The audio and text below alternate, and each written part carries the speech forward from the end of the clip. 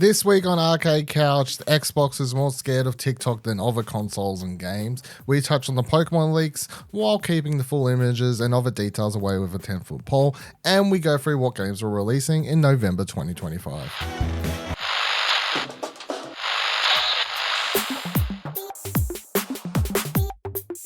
Hello and welcome to Arcade Couch, the best place to chill with your friends and get game goodness each and every Monday. My name's Dylan Blight. Joining me on the couch this week, Ashley Hobley. Hey Dylan, excited to be here. Two of us You again. fucking sounded. Yeah, just the two of us. Kieran's dead. It's funny. He dies, he comes back alive. It's crazy how these things are. We are, as we will get into this week, I think we're in the November slump a bit. Not too much happening, and I doubt there will be too much happening over the next couple of weeks, to be completely honest, and until we get news-wise, until the lead up to Game Awards. I was thinking this, and then I quickly scrolled back to the episodes this time last year, and it was the same thing. So I'm like, no, it's just a fucking November slump sort of thing. But let's get into this story, which I found interesting. So Jules Shocker says Xbox boss isn't concerned about the console war, claims the biggest competition is elsewhere. So Chris Littlechild, what a name, right? So many of us grew up with the idea of the console wars. The Sonic vs. Mario debate in some circles was an all-consuming matter and one that could make or break potential lifelong friendships. A decade or so later, the two rivals would collaborate in 2008's Mario Sonic at the Olympic Games. As years went on, Xbox would do its best to strike a blow against console exclusivity, the rival of the beloved Cuphead on Nintendo Switch, for instance. Now, amid the news that Halo is making its way to PS5, as we discussed last week, FYI, Xbox has announced that it's more concerned about the other factors than other consoles. Speaking to New York Times, Xbox game studio Matt Booty said, "Our biggest competition isn't another console. We are competing more and more with everything from TikTok to movies. It's true, millions of us now have an abundance of entertainment options beyond video games, from streaming services and social media to more. Besides, the goalposts have certainly shifted then from times when the question of SNES versus Sega Genesis was at the forefront of minds of a generation." Matt Booty went on to state that his way of thinking is derived from the concept of, quote, seeking to meet people where they are, and, quote, of course, where they are a lot of time is in the bathroom watching a lot of Instagram reels or on the couch rewatching their favorite comfort shows on Netflix yet again, and that some potential gaming time has been lost. What do you think about the concept of the competition not being other games but movies and TikTok? Because I'll say movies have always existed, and some mindless app on your phone that people want to lay on the couch and flick through has always existed in some form or another, be that Candy Crush or now TikTok, I guess. So what do you reckon?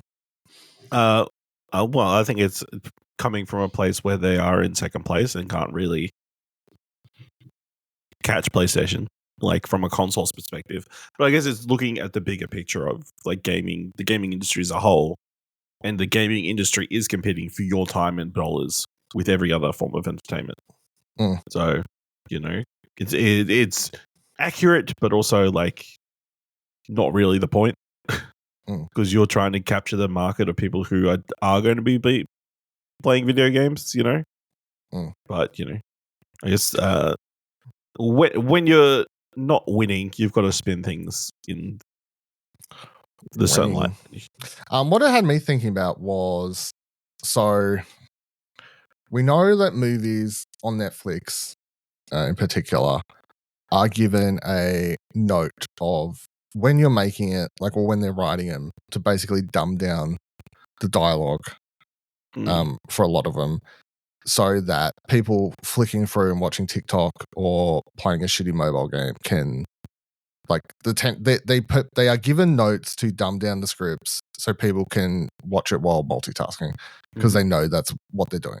So to me, that is Netflix sort of going, well, we're not going to fight to win the time. We're going to adjust content to make sure people can do it at the same time.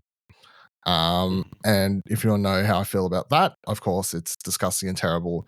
And we've talked about said sort of things of what do you want to watch before. But I think when people's attention spans and what they want to do with their time is just so different to 10, 20 years ago that most of the time people just want dumb shit, right? They want dumb shit that they can source on it. It's like, I think that's half the reason Fortnite's one of the biggest gaming things now, right? It's just boot up, shoot things, get your hour fix. I played a video game. I don't know what I'd really, and it's not, I'm not saying there's anything wrong with Fortnite. It's just, and we're going to touch on the latest content, a note on that later. But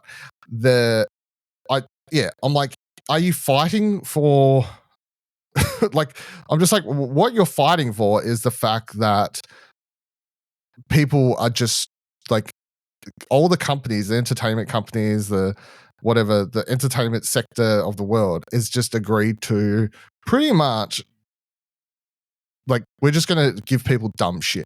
Here, take your trash, nearly. We know you want to scroll through TikTok and watch AI slop. Enjoy. Here's this dumb Netflix movie where the characters make sure to say what they're doing at all times so you can multitask that. And now what? The game's answer is like, we need to make sure to give you shorter bursts of what? Shorter, like, is that the answer? I don't know. Like, well, I don't think that's their answer. They're saying their answer to, Netflix and TikTok being everywhere is that Xbox is everywhere. It's so accessible that you'll just choose that over other entertainment options. This is an Xbox. Yeah. I am an Xbox.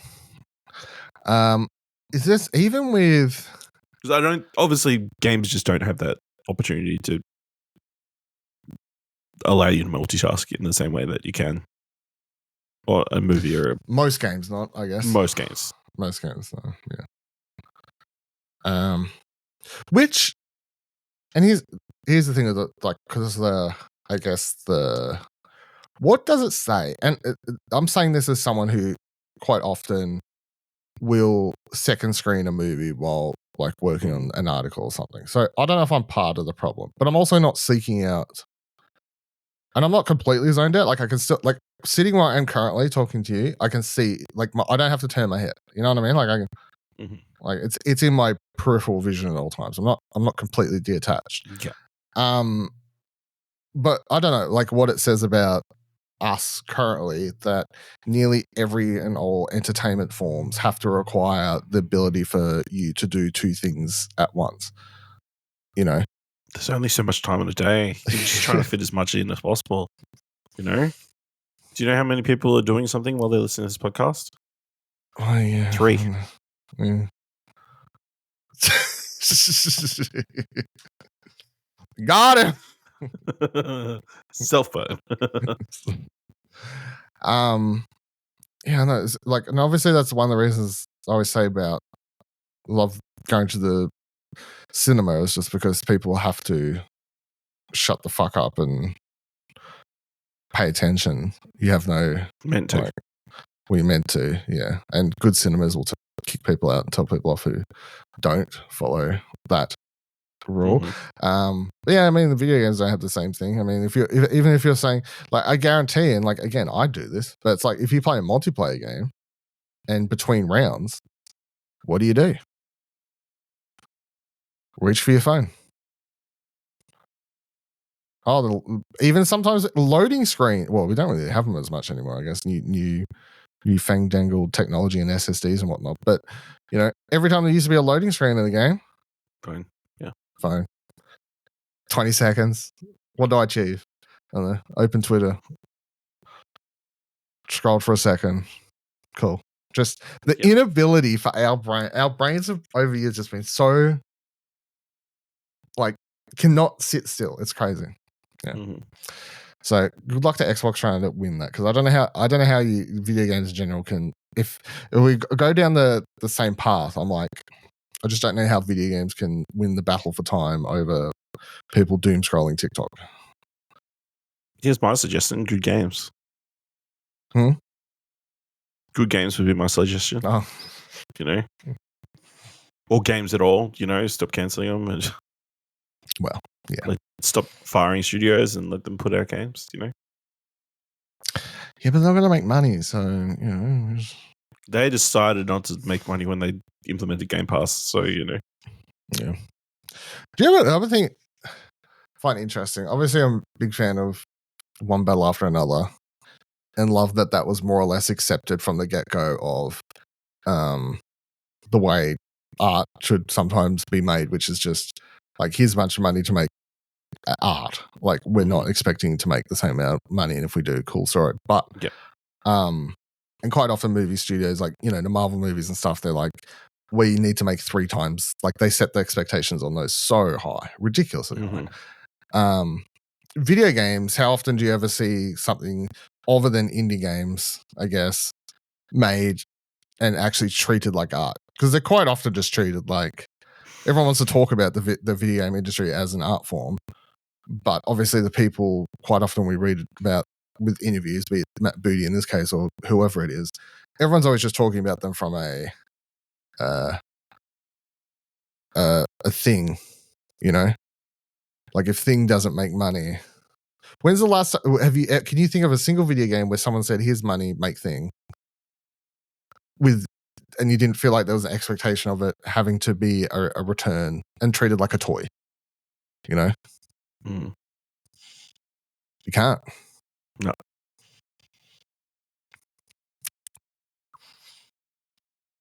Because I guarantee, like, if you think about something like Journey, right? Imagine if that,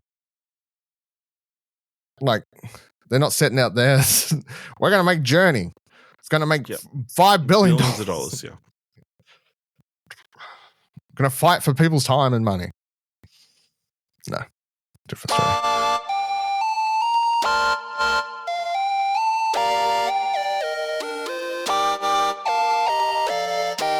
All right, talk about Xbox, though, in the Xbox news this week. I wanted to note this, which I thought was quite funny. Neither of us has still played Outer Worlds 2. Sorry, rip.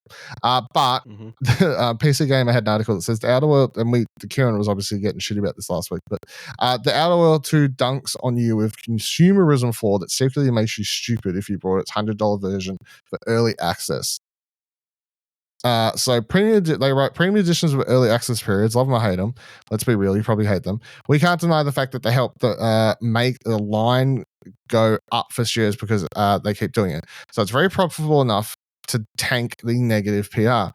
The Outer Worlds 2, despite getting a solid thumbs up by Resident review, said that the $100 premium edition of the game gives you $100 US. Premium edition of the game gives you access to Obsidian's latest game 5 days early. There's also a few bonuses with it. You get like upcoming DLC or whatever. But in the Outer Worlds 2, you can pick up optional flaws. These are typically curse/kiss debuffs with slight upside, forcing you to play around them. And they're typically triggered by certain in-game events. This one, however, is discovered by shelling out $100 for the premium edition, like Obsidian's good little pay piggy, oink oink, yes you are. Here's what it does. So the image, let me just open this up so I can read it properly. So I don't know when this pops up, maybe early in the game if you've brought the premium edition, but it says the Earth Directorate found a flaw in you. Consumerism. You're the reason our marketing works.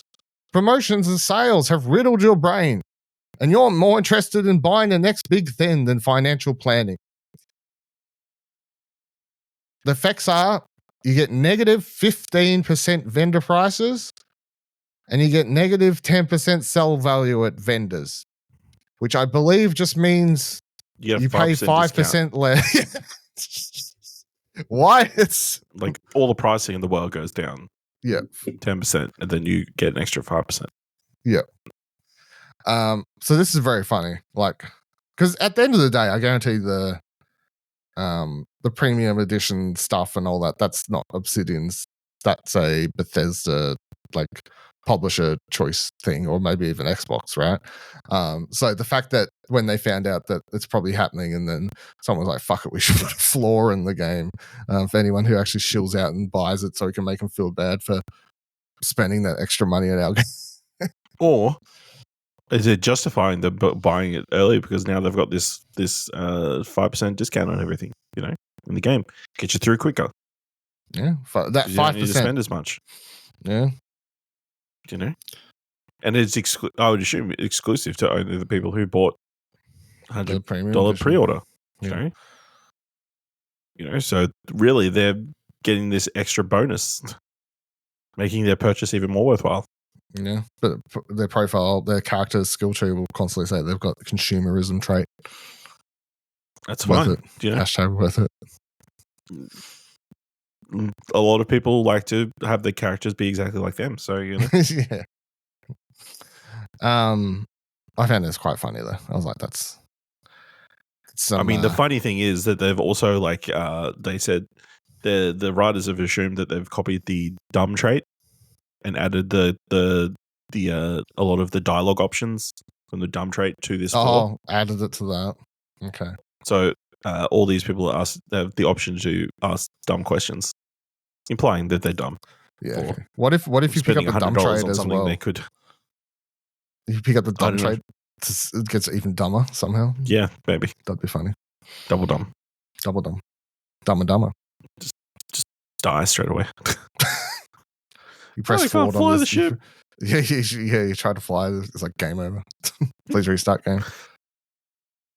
It's like those games that have the secret skip straight to the. I always think of Far Cry 4. You know how you could if you made a choice right at the start of the game, it would if you just didn't do anything or something. It didn't do anything and whatever, you didn't run away or whatever. The events of the game never you get a different place, and you do different cutscene plays out and then it's cut straight to the credits.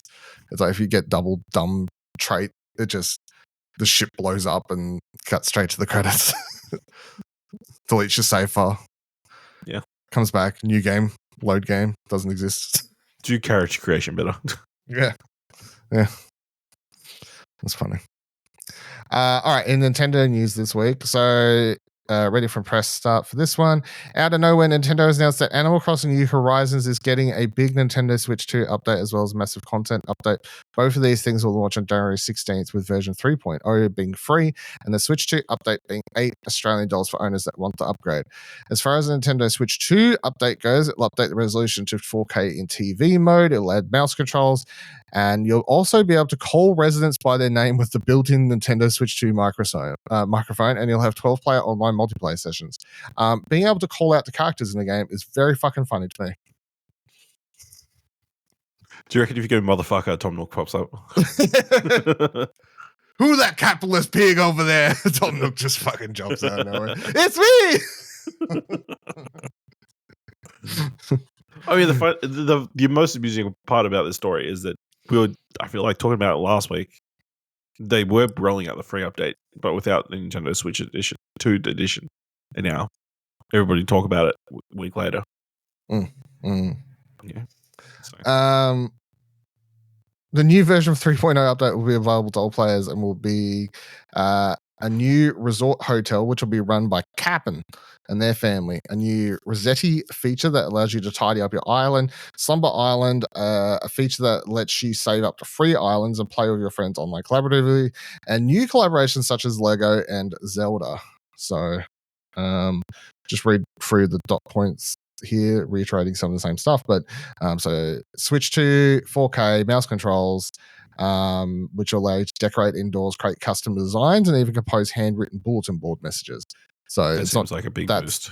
Yeah, that's the being able to just draw whatever you want is going to be a big thing, I think. Locate residents by calling their names in the in-game microphone. Join 12-player multiplayer sessions if everyone is playing Nintendo Switch 2 edition. Play with friends via camera play, connect a USB camera and see their reactions in-game while exploring your islands together. And then the Animal Crossing New Horizons 3.0 update features resort hotels grand opening. A resort hotel is opening on the pier and it's run by the Catton family. To bring in guests from off the island, you'll help out by decorating guest rooms and more, plus find new furniture and clothing at the souvenir shop and dress up mannequins with outfits that guests can wear, making island life more convenient. Want a fresh start? Rossetti Rossetti is on hand with a convenient reset service to help tidy up your island. Additionally, you can now upgrade your home storage to hold 9,000 items and store trees, shrubs, and flowers there too. That feature basically just sounds like, hey, if you haven't played the game for 2-3 years, do you want to restart but not lose all do you want to stuff? yeah. Here's if I can clean up my island, because I guarantee you, I'll do this. I'll get the $8 Switch upgrade to have a look. Right, I'll update. I guarantee my island it'll look like Jurassic Park. Like there'll be dinosaurs. Like who knows what's going on. Slumber Islands. Players with Nintendo Switch Online membership can design and save up to 3 islands and play with friends online.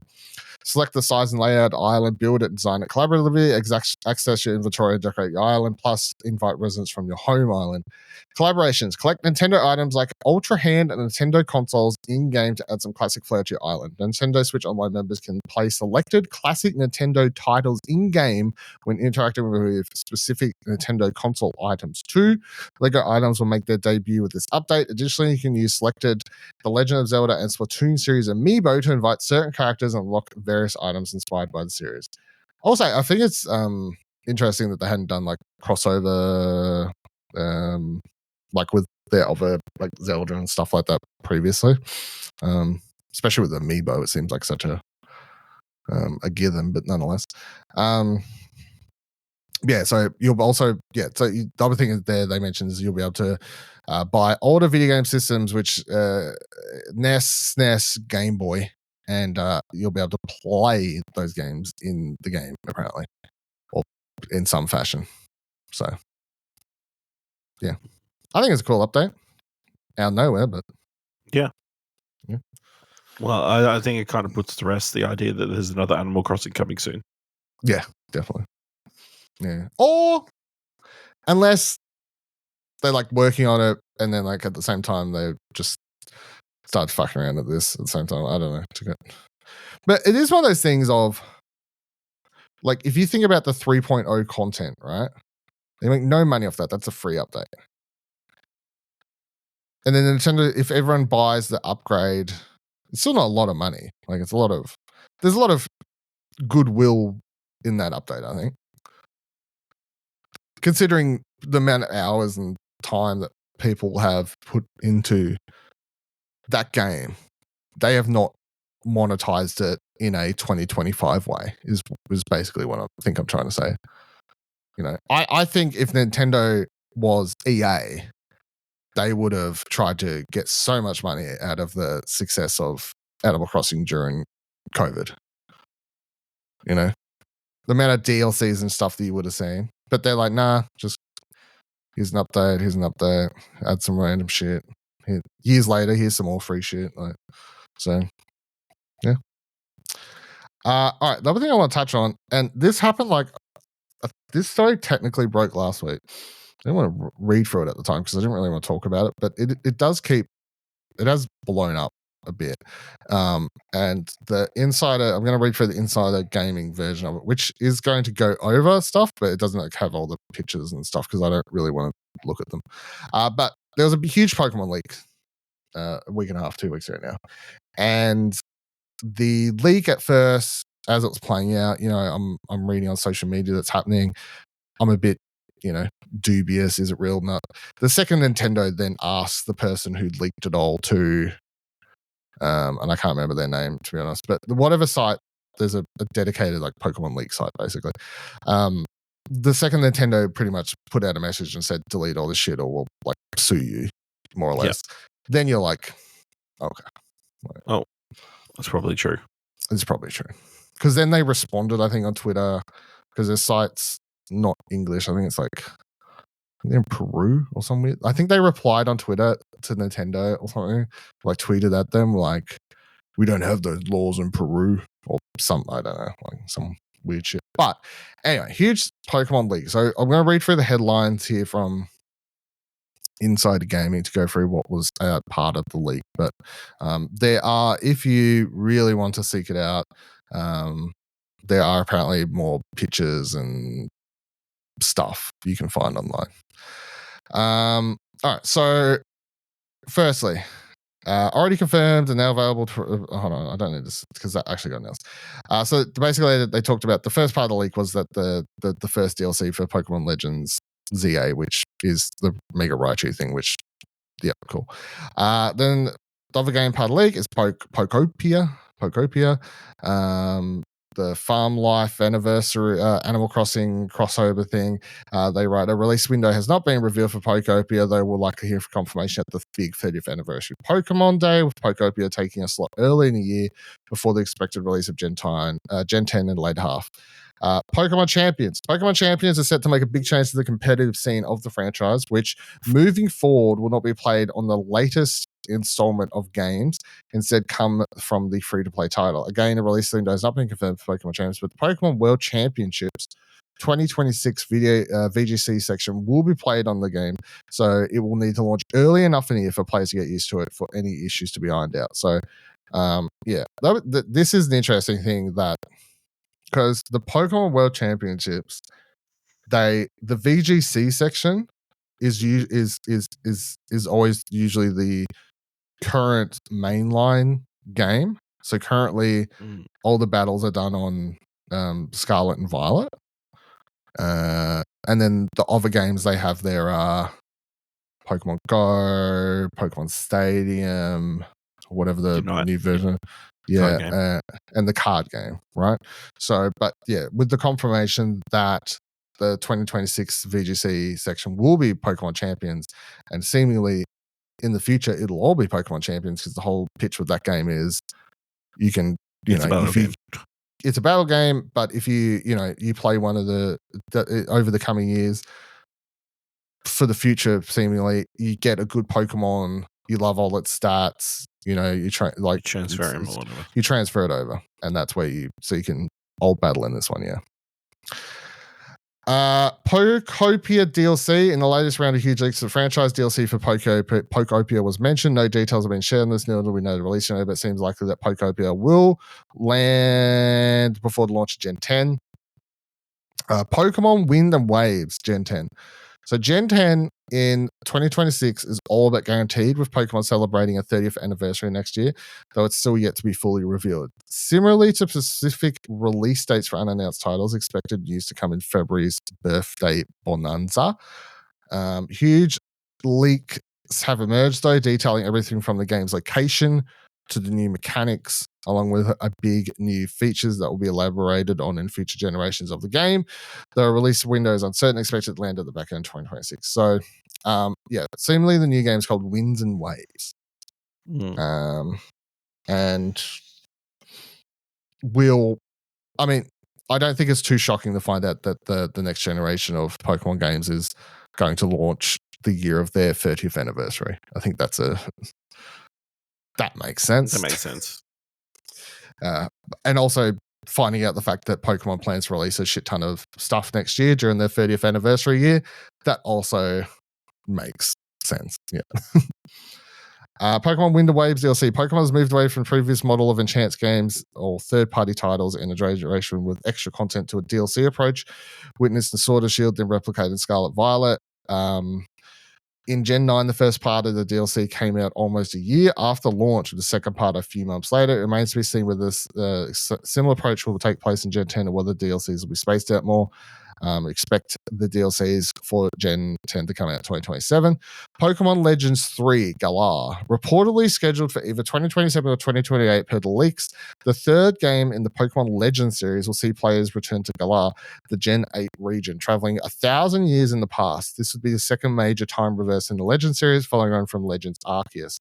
Again, the release window isn't set, though it likely depends on where other titles land. I don't know what as much as I enjoy, I do like ZA, whatever we're calling it. Zah. Gotta hit that Zah! Fucking hell. I do think there's something to be said about how unique and different it was that the original game in the Legend series, like going back in time, was it made it stand out. The costumes they were wearing, the early attack, the not actually having a Pokedex, the Pokeballs being like handcrafted things rather than these mechanical things. So, and how that then played on the earlier part. You know, you got to explore a part of a region that, and it I like what they did because they called it what's it called? Hisuian or Hisuyu or Hisuian, I think sounds right. But then it's like, you know, similar to Japan's real history, where regions, and even like different parts of the world, obviously, but where regions 1,000 years later they're renamed and stuff like that. So I thought that was cool. So I think going back to Galar would be interesting. Obviously, that's the in the game, the core mechanic from that generation was Gigantamaxing Pokemon. So whether they play on the earlier versions of that, I don't know. There's a lot of, in the game they have, this is the thing I think that's cool with the Legend stuff, because in all Pokemon games from the first one, literally from like, you know, blue, red, yellow, there's always parts in the games where you'll go to areas where they have giant statues and they talk about like stuff from the past. They've always had stuff in the Pokemon games where they're like, oh, this statue from this Pokemon, legends say that thousands of years ago, this, you know, like they've always built these things. So I think fossil Pokemon was the thing in the first game. So yeah, exactly. So they've always had a historical element to them. And I think from memory, and obviously it's been a while since I played it, but in fuck, what's the actual game's called? Not Scarlet, Arceus? Violet. No, the Gen 8, the Sword and Shield. Sword and Shield, yeah, Sword and Shield. Old Sword Mouth and Short Mouth. Yeah. Them dogs. Dogs. Them dogs. Sword and Shield. In those ones, they have statues where they talk about the Gigantamaxing and stuff, and like and certain, you know, like the history says and all this. So I remember even in that game they had stuff like that. So whether or not they had plans when they were designing it, like, oh hey, we might go back, because they would have been working on Legends at the same time, but there's definitely stuff in that game, I get, like or even like the Pokemon, the sword and shield itself, the history there with the legends of this knight, and again, I can't remember it all off the top of my head, but once you like beat the game, and there's like even I think there's like an extra ending I got, I think, after I got all the Pokedex, like, because I completed the Pokedex in that one or something. But there's like an extra cutscene I remember seeing playing out between the dogs that explained more about like the royal history to do with that. So, like, I think this is cool, basically, is what I'm saying. Long story short. Pokemon Seed, multi-region MMO. The reported 2028 or 2029 release window, Pokemon's big MMO project, said to be internally codenamed as Seed, could be the biggest advancement of the franchise yet by connecting various regions of the Pokemon world together and incorporating MMO themes, which are initially said to be introduced in Gen 10. The huge connected region is said to incorporate all Pokemon regions set in Japan, which are Kanto, Johto, Hoenn, and Sinnoh, alongside Kitakami, which featured in Scarlet and Violet DLC. A similar approach could then be taken for the European-based regions of Galar, Kalos, and Paldea, although that's just a theory for now. So this is the game that everyone's wanted since Pokemon's existed. Really, is what we're talking about here. And I think this is especially for people like Kieran, I think, who's like so jaded on the Pokemon franchise and what Game Freak and the Pokemon Company do with the series and stuff. I think if this isn't good, that a lot of people will just not like. They're just like, this is their chance, I think. Basically, the MMO is what people have always dreamed of. Yes, it's definitely that thing of like, they think they want, when they get it, will they actually like it? Will it be what they really want? Because what I always think about is, because people just like the idea of people like the idea of the big open world role playing, you know, like all these sorts of things. But then I'm like, okay, but like, is it still turn-based battles? Because it probably ain't. It probably won't be. It probably have to be more action-based. The mission structure and storyline would, you could be close to something like Pokemon Go. It's could be like, but I just feel like there would be a lot of changes that maybe core Pokemon fans don't like, or even for the people like Kieran isn't what, like, they get what they think they want, but it's not actually what they want. But I mean, the idea of being able to explore all those regions connected together, that the idea of feeling like, I guess, Ash Ketchum in the first several seasons of traversing and going on an adventure across all these different, traveling across all the regions and building a team, and if they set up the gym leaders in all the regions, and if the core story for the game was to, complete the badge sets in each of them, if there was a leaderboard sort of system for people who had, the highest Pokedex entries, like there's lots of things that sound cool on paper. Whether or not they come out that way is another thing. I do think that, I think one of the reasons that it probably hasn't even been a thing for so long is just because of Nintendo hardware, obviously. Yeah. Like, when you think, okay, Pokemon MMO, could they have done that on previous hardware? The answer is no. Like, I just don't know how.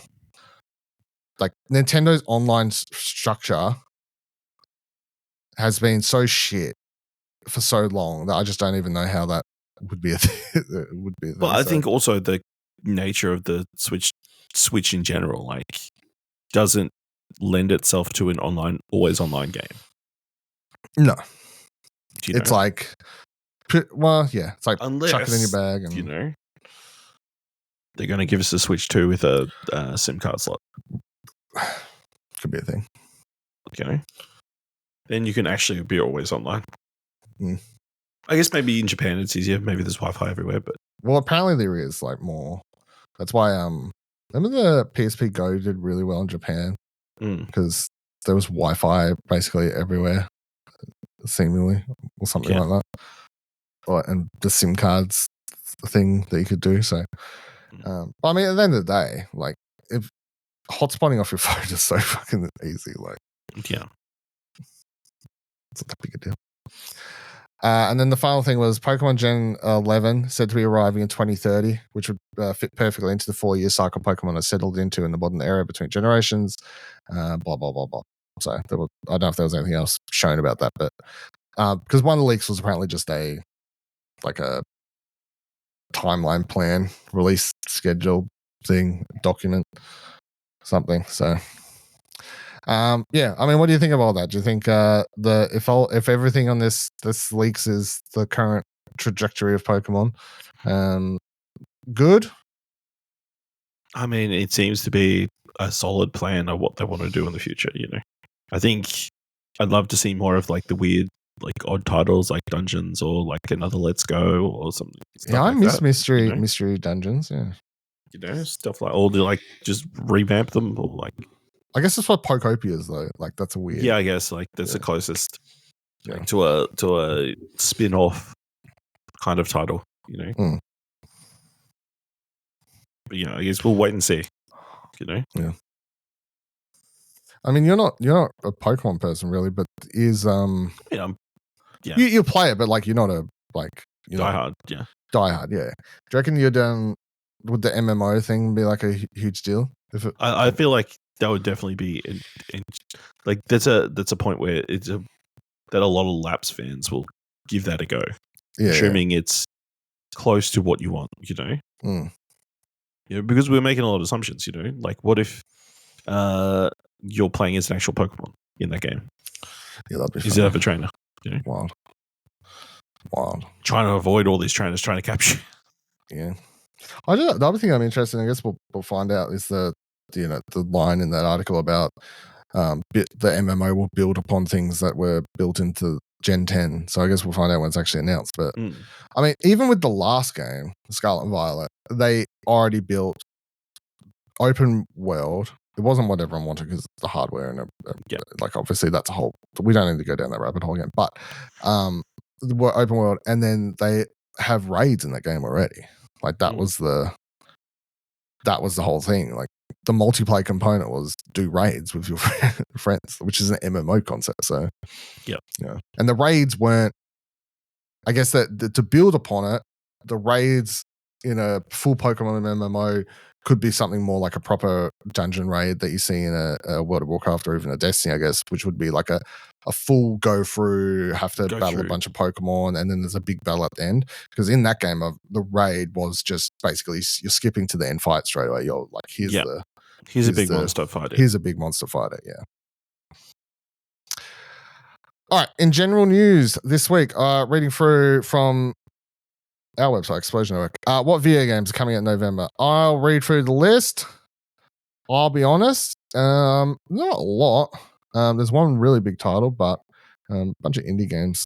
I'll always make sure to try and add to these lists to stand out. But so November 3rd, Devil Jam. November 14th, Cursemark, Early Access, Tavern Keeper, PC, News Tower, PC, 100. I'm not reading the fucking things.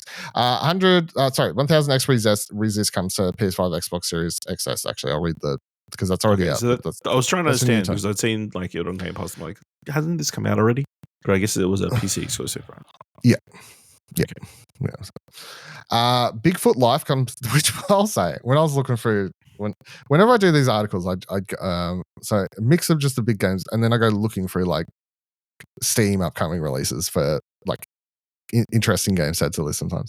And I saw this Bigfoot Life game, and I watched a trailer. I was like, "This is fucking good shit." I'm probably not going to play it, but very funny. Do you get rated on how blurry your photos are? No, you're Bigfoot. Oh, you mean like if you like people don't capture your photos? No, I don't believe that's a. You have to make sure you don't pose for photos. Yeah. Yeah. You can change his fur color and everything as well. November 5th, Europa Universal's 5 comes out. Windstorm Legend of Kimori. Football Manager 26. That's a U game.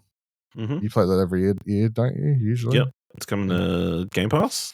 Yeah. It's out in early access. It has not been greatly received from what I've seen. That would explain why, honestly, when I was scrolling through upcoming stuff and I saw this, I was like, oh, I haven't seen anything about that. Like, no press, I haven't seen trailers. Like, I haven't heard jack shit, but okay.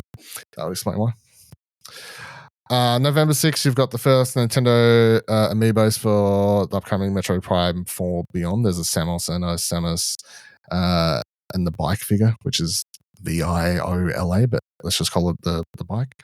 Biped 2 comes out. Strange Sea comes out November 7th. Hyrule Warriors Age of Imprisonment is the first of 2 big Nintendo Switch 2 games releasing in November. Following on from Pokemon at the back end of October. They're having a few good weeks of releases. Nintendo, I think they will keeping Nintendo Switch owners, I think, eating good out of the 3 consoles through over this 4-week period, I think, to be honest, across the variety and ability. I'm keen for this after what I played at PAX, honestly. Like, I had no interest at all in that first game. I didn't care. But like, and I've not played, like, I'm not a Dynasty Warriors game. I've barely touched this game, but I'll be honest, like, switching between the characters and like, you can trigger these special moves and like it's pretty cinematic. It was pretty fun, to be honest. So, and then like it actually having a story and stuff. So, Unbeatable comes out also. Whiskerwood comes out. No Players Online. The Last Caretaker Early Access. A Tale in the Garden. Then November 10th, we've got Into the Grid. A new Asus controller comes out. November 11th, Surviving Mars relaunch comes out. Embrace Your Sky. Die for the Lich comes to early access. Another fucking Razer controller. They put out one every month, I swear. November 12th, Possessors comes out. This one, I feel like it's been a long time coming, to be completely honest. But this is like a Metroidvania, I guess. Side-scrolling, combat, explore stuff. In which a story in which demons basically escape and kill people, and you get taken over by one, and then now you're like half demon. I think that's how we pitch the story. Luminous Arise comes out. Very keen for this. I might take up acid. Never tried it in my life, but I feel like that might be now's the time, because VR headset and that. have a heart attack and die probably. Rue Valley comes out. I also put in the release dates of the Echo Show and the Show 8 here. Not really gaming related, but I do feel like they're. I was just scrolling through and I was like, they're big tech upgrades. So, Wall World 2 comes out, Sacred 2 Remaster. NASCAR 25. 2025 edition. November 13th, Winterboro Detective Malansoki, The Truth Will Be Revealed. This game didn't even have a trailer. I found it. I would look it up. It has really cool, like it doesn't seem like a big game or anything like that, but detective game was all playing out and there's sketchbooks and stuff. It looks intriguing to me. Turtle Beach puts out a new keyboard. November 14th, Anon 117 Pax Romania comes out to everything. Then Altair Riser Secret Trilogy Deluxe Pack. What comes in that?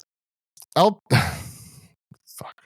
Altair Riza, Ever Darkness and the Secret Hideout DX. Atelier Riza, Lost Legends and the Secret. 2 Lost Legends and the Secret Pharaoh DX, and then of course 3 Atelier Riza 3 Alchemist of the End and the Secret Key DX. What's the secrets? Wouldn't you like to know, Weatherboy? Inazuma 11 Victory Road comes out. That's the soccer anime, I believe. Yep. Yakuza Kiwami and Kiwami 2 come to Nintendo Switch 2 editions released that day.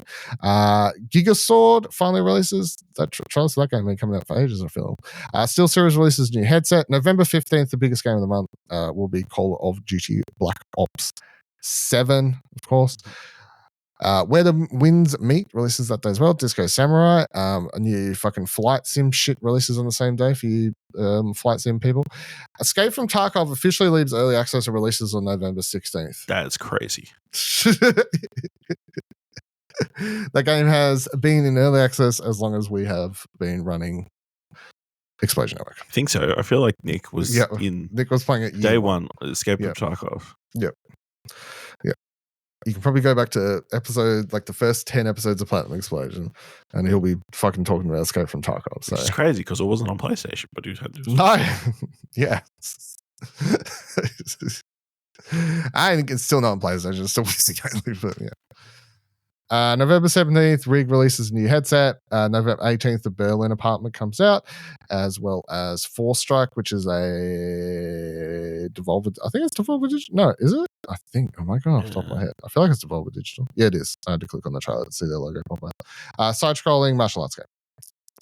A Better World releases on the same date. November 19th, Deadpool VR comes to MetaQuest 3 and 3S. This is an interesting one to me because I feel like this game should be bigger or more excited, but like from the get-go of that trailer being released, most people have been like, man, Neil Patrick Harris, eh? I don't feel like there's much. Ryan Reynolds, yeah. So I'm sure they are hoping this will do better upon release than I think the excitement is, but we'll see. Maybe it's good. Who knows? I think I want to play it. It's not often there's not many big VR releases, obviously, every year, so. Also, continuing the same day, SpongeBob SquarePants Titans of the Tide releases. November 20th, Demon School finally releases after getting delayed about 2 months, I think was the initial delay.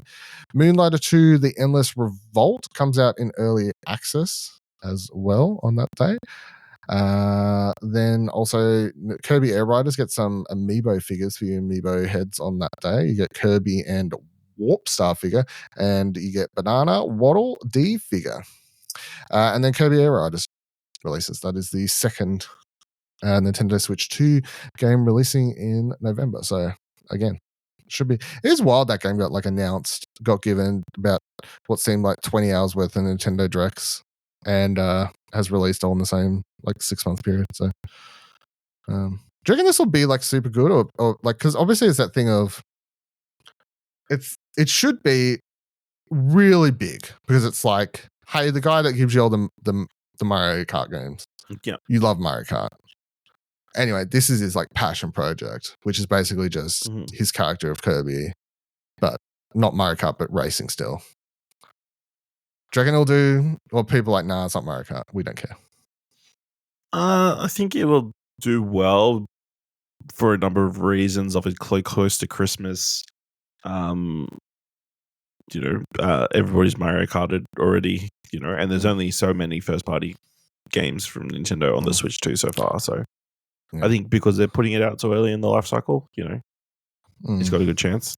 Yeah. Maybe also people are like, fuck it. If you're going to make us like not touch the track in World, let's just play the game where you're flying. Yeah, let's try.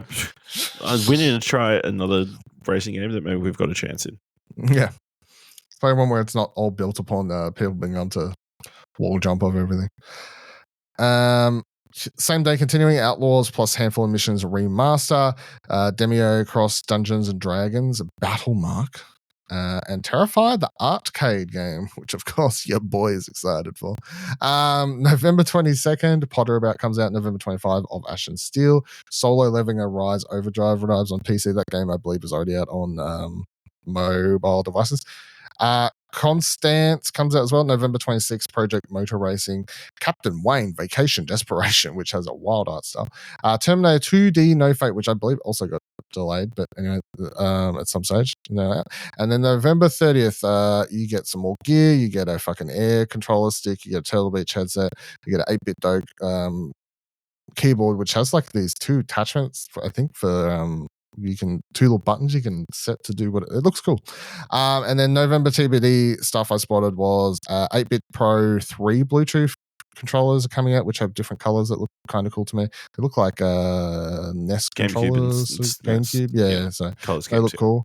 Razer is releasing a new webcam, which not a lot of webcams get released, I guess so.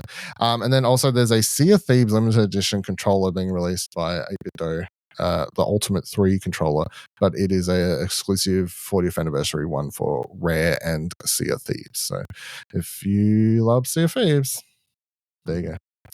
I know that was a lot, but I stopped on things that sort of showed out to me the most. But what are you playing in November? Probably Football Manager. Demon School. I think I'll probably end up giving a go. Yeah, tactical. That combines. It's like literally Persona crossed with like tactical role playing. Stuff. So. And then I feel like I'll be surprised by some sort of indie. So maybe something like Four Strike, will be get some good reviews and scores and that kind of stuff. It'll be like, lead the discussion going into Game Awards. Yeah. There's a lot of indies in that. It was one that there's actually I feel like I found. Yeah. Oh, I'm sure there's always more. There's always more I don't even put in, but I feel like I found more things of intrigue to put in than last month's post. There's just less bigger AAA games in November, I think so. But yeah, check out the full article if you want. It's got all trailers. Spudge Network.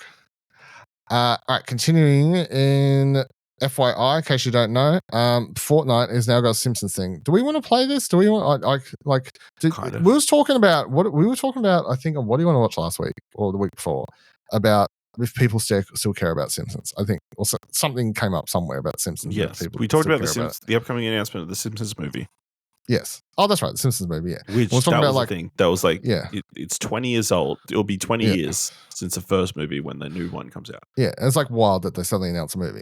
And then this happens where it did leak, but then it was officially announced in last week. But Fortnite Cross Simpsons is live now. The map has been completely turned into basically the world of... Pretty Simpsons Springfield themed. Springfield theme. So it's like you've got they've got a list here I'm reading from Polygon. So you've got locations of Burns Manor, Cletus Cornhole, Corruption Corners, Donut District, Evergreen Terrace, Camp Krusty, Springfield Nuclear Power Plant, Springfield Slump Works, Springfield Town Square, and then mini season weapon items, Strikers AR, suppressed. They've got a bunch of new guns you can fucking check out, as well as there are a few Simpson things, Mr. Blasty and Krusty's Mr. Blasty, Krusty Burger, Super Squishy, Steamed Hams, and Blinky Fish. is a thing.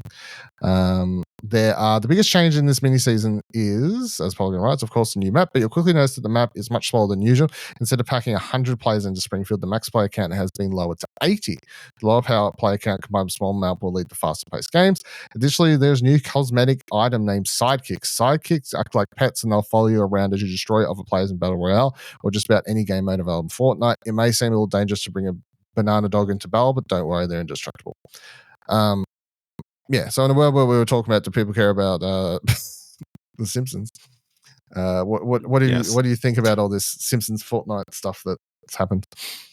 I mean, it's wild, and there's also a bunch of other tie-ins, I believe. Like they've released like little short. There's releasing a bunch of shorts. You can get something if you connect your Disney Plus account.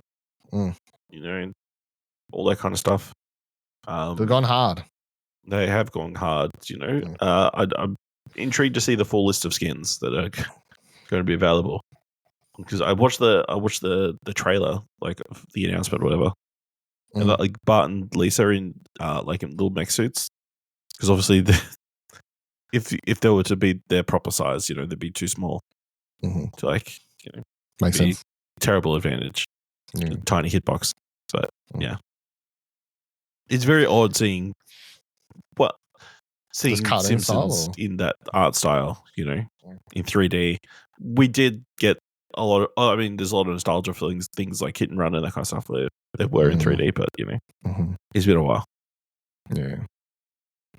I think I might go downstairs after and A, check if I've still got Fortnite installed, and then B, I guess click to download an update. Yeah. I feel like I have to at least jump into a few games if you want to download it. Yeah, okay. In a world where we're like, we were talking about so much nostalgia for Simpsons, but like, who cares now? But I mean, nostalgia for Simpsons can carry me through playing some games. Yeah.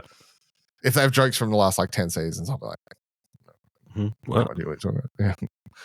Sideshow Bob, that's where I'm at. Like, who's this? They're like, Sideshow Steve. I don't know who that is. Yeah, the secret brother. I don't know. Final general news story this week. Paramount and Activision have found the creative team for the upcoming Call of Duty movie. Peter Berg and Taylor Sheridan are writing and producing the film alongside Sheridan's Yellowstone producer, David Glasser. Berg will sit in the director's chair. This won't be the first time Berg and Sheridan have collaborated. They previously worked on Oscar-nominated Hell or High Water and Wind River. No plot or character details have been announced yet, though the filmmakers won't be lacking for inspiration. The Call of Duty franchise has seen dozens of releases across the years, and Modern Warfare and Black Ops series seem right for adaptation. The Call of Duty movie was first announced September with Paramount's new chairman and CEO David Ellison saying the studio is approaching the Call of Duty movie, quote, with the same disciplined, uncompromising commitment to excellence that guided our work on the Top Gun Maverick, ensuring it meets exceptionally high standards this franchise and its fans deserve, end quote. Berg and Sheridan take the reins to ensure it meets those standards. Seems like a natural choice. Berg directed the war film Lone Survivor and several more action movies, while Sheridan wrote Sicario and its sequel. He's perhaps best known for the TV series he's developed for Paramount. Well, I don't know why I put an accent when I said that. Paramount, like Yellowstone, Tulsa King, and Landman. Sheridan's TV deal with Paramount runs through 2028, and his new deal with NBC Universal will pick up at the start of 2029. What do you reckon? Good, makes sense? Call of Duty film, Taylor Sheridan? They're fancy names with solid track records. What they've worked on recently doesn't seem to exactly be a one-to-one correlation to what you would expect for a Black Ops movie or a Call of Duty movie. But, I think they're very capable of pulling off the job. Because I feel like expectations for a Call of Duty movie, very low. Well, the thing is, like, I don't think they'll do, like, if they're going to look at Call of Duty storylines for a movie, I like them, that pair, are looking at Modern Warfare, I think. They're not doing, I don't picture them doing Black Ops stories, which have the weirder shit in them. Is how it, like, especially, like, so Peter Berg? Yeah, Peter Berg, because I mentioned, I just put up his page because he's most known for Lone Survivor, I guess, from Mark Wahlberg. But his other films, like, if I go back, let's go back. So, Hancock, The Losers, Battleship, then Lone Survivor, then Deepwater Horizon, Patriots Day, Mile 22, and then his last film was Spencer's Confidential, which released in 2020. Another Mark Wahlberg action comedy. He's worked with Mark Wahlberg in like 68 films. Mark Wahlberg, Call of Duty movie confirmed. Yeah, basically. I think, yeah. You know? So I think he all those films, well, most of those films, if you look at, let's say, Mile 22, I haven't actually seen Spencer's Confidential, can't speak to that. Sure. Mile 22, Patriots Day, Deepwater Horizon, Lone Survivor, they're all, even Battleship, to a degree. They take the story serious. So take Battleship out and you go Lone Survivor through to Mile 2022. They're all like, Mile 2022 I didn't like, but it is like, it does have like shootout scenes on the street and stuff that were put together decently. I didn't like the movie, but those were shot decently and stuff. So, and then obviously if you look at Taylor Sheridan, he's a very, you know, his, I guess, politics, if you want to say that word, hot topic word, like obviously a lot of stuff that he writes about in his stuff, like it does lean more towards, I think, modern warfare, like America versus terrorists storyline, you know, rather than secret government organization which may be experimenting on Nazis. You know, like I just don't, I don't see it going that way, but you never know.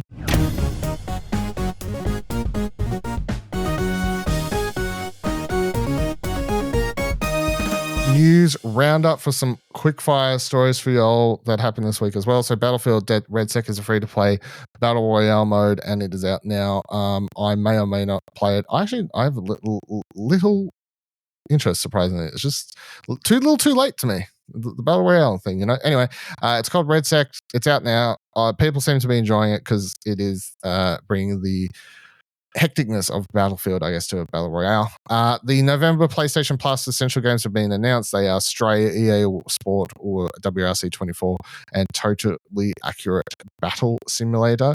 Nintendo announced out of nowhere, and I really want it, a Zelda Breath of the Wild vinyl set. And it is fucking sexy. It costs 325 Australian dollars though, so I'm open.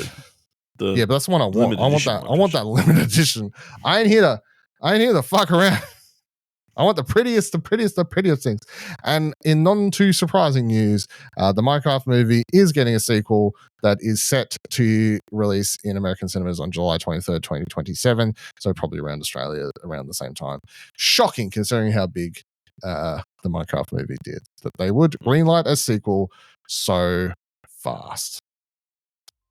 All right, that'll do it for this week's episode. Let us know any comments, questions, concerns, or things about you that we've discussed in this week's episode. Or send us something you'd like us to discuss by heading to explosionnetwork.com/follow, which will lead you to all our social links. And if you like the show and like to support the podcast and Explosion Network, head on over to explosionnetwork.com/support. And we'll see you here next week, same time, same couch. Goodbye.